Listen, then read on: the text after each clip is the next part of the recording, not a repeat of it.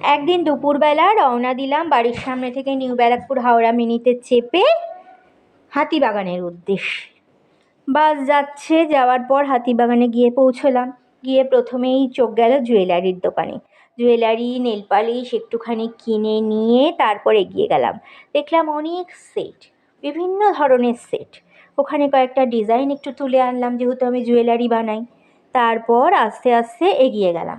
সব দোকানপাট খুললো, সেগুলো আস্তে আস্তে দেখতে শুরু করলাম। সব দোকানের জিনিসপত্রই খুব ভালো লাগছে, আলো ঝলমল করছে মার্কেটে।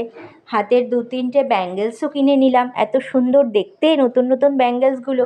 তারপর গলা শুকিয়ে যাওয়াতে একটু চা খেয়ে নিলাম। চা আর বিস্কুট খেয়ে আবার মার্কেট ঘুরতে শুরু করলাম। মার্কেট ঘুরতে ঘুরতে চোখে পড়লো সুন্দর সুন্দর রিস্ট ওয়াচ। একটা সুন্দর রিস্ট ওয়াচ কিনে নিলাম, গোল্ডেন কালারের মধ্যে স্টোন বসানো। তারপর মেয়ে একটু ফুচকা খেলো। খাওয়ার পর আমরা আস্তে আস্তে বাড়ি চলে এলাম।